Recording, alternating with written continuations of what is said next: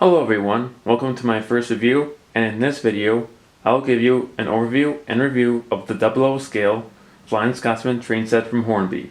I got this new off of Amazon with the original price at $208, with a 20% off coupon for a final price without tax for $166.40. I model an HO scale, a scale of 1 to 87, and this is my first train set that I purchased that is in 00 scale, which is a slightly larger scale of 1 to 76. Though 00 scale is dominant in the UK, both 00 and HO run on HO scale track.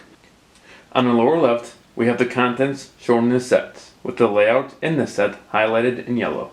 On the right, it tells us a brief history about the locomotive and train, as well as the track that is in the set. Moving to the left end, we have some nice detailed shots of the locomotive. And on the back, it lists all the extra track packs, buildings, and accessories you can get to expand your layout if you want. Now, let's open the box. Alright, we'll move this out of the way first. And as we open the bag, the first thing we find are the instructions on how to set up, operate, and maintain the locomotive, as well as adding any accessories.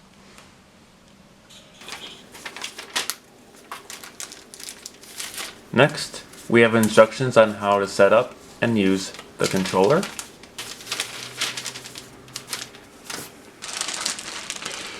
Next, we have some warranty registration cards, one written in English and the other written in French.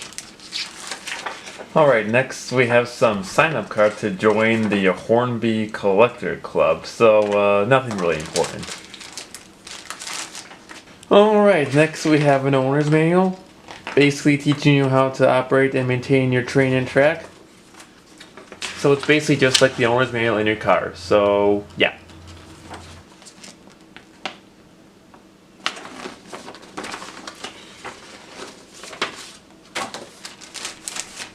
Next, we have the Hornby 2020 product range, basically listing all the locomotives, freight cars, passenger cars, track, buildings, scenery, and other accessories.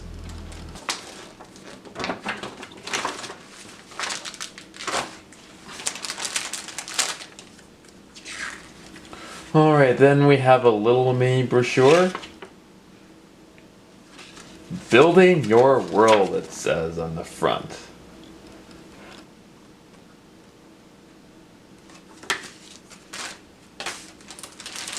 Now this is a track map. It has a nice layout printed on it to serve as a guide when you make your layout. This thing works okay as long as you put it on a carpet, but the track won't lay flat because of the folds, so we won't use it in this video. Alright, moving on to track. First, we have 8 pieces of third radius curves. Then we have 2 long straight pieces. Next, we have a short section of a second radius curve. Then we have a set of points, aka a turnout or a switch track. Then we have 2 short straight pieces. And finally, we have the terminal track.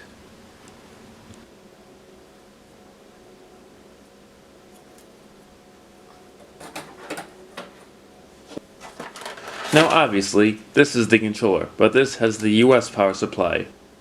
When I read the reviews before I bought this set, they said the controller was cheap and poor quality. But I already had a good quality controller that I planned on using. I will show you and explain more when we get the train up and running.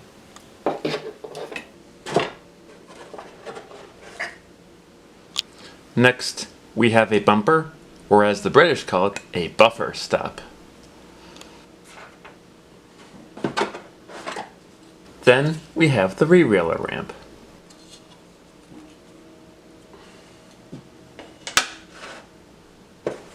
And this is the accessory packet, which I'll show you later.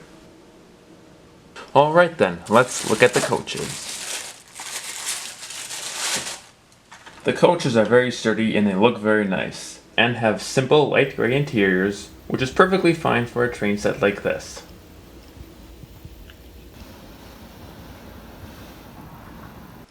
One detail I like is that the first two coaches have different numbers, even though they are identical. They also have nice metal wheels, not plastic ones. The third passenger car is the brake coach, and it goes on the end of the train. And finally, we have the locomotive, Flying Scotsman herself. First of all, I just love the packaging. It keeps the engine nice and secure. And as we take the locomotive out, it is nice and heavy, so it should be a good puller. And of course, we have the corridor tender. And I just want to say, it is just a nice and beautiful looking model. And this is from Hornby's railroad range. This means the models are a bit more simple in the detailing, so it is more suitable for beginners or for people on a budget.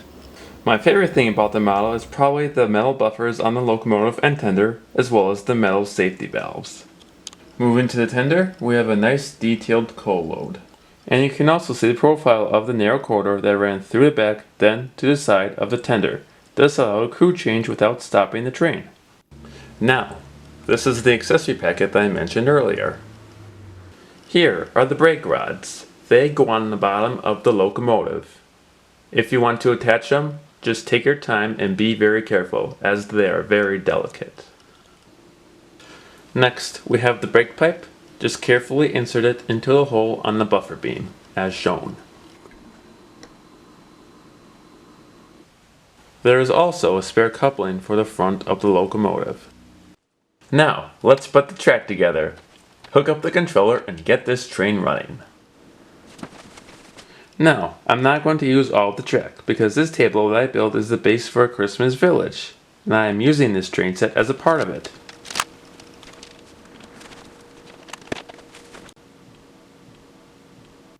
And before we start running, I just want to say the controller just looks and feels cheap, and it also does not weigh much at all. And as we start running, listen. Did you hear that humming from the motor? It is the controller that is causing all of that interference.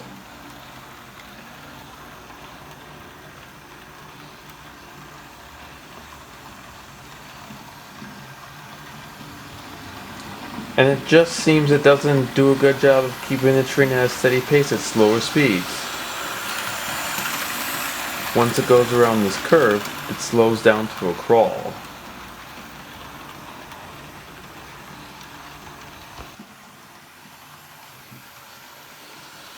But once the train goes faster, it remains more consistent.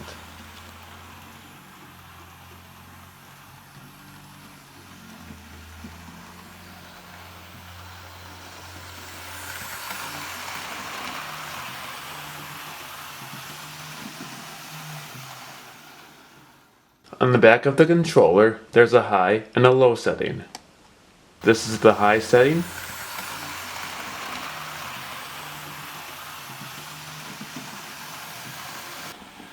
And this is the low setting. So, it's not a huge difference.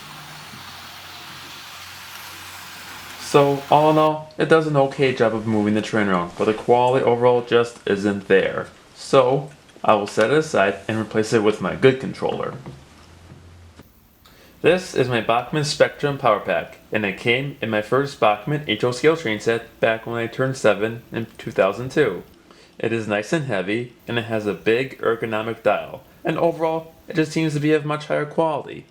So, to make it compatible with my setup, I carefully removed the rail joiners on 2 track sections, and I soldered feeder wires to some extra rail joiners, and slid those into place. I then screwed the other bare ends into the controller. And of course, the power track was no longer needed. Now, let's get the Scotsman chuffing again.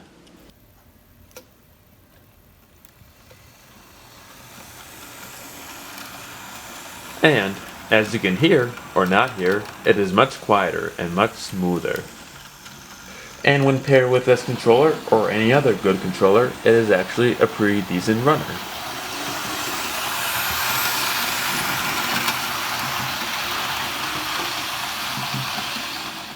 So, with that cheap controller that came in this set, it is sort of like giving a well-built, good-running engine bad fuel. It won't just run right, but when given good fuel, it will run pretty much flawlessly.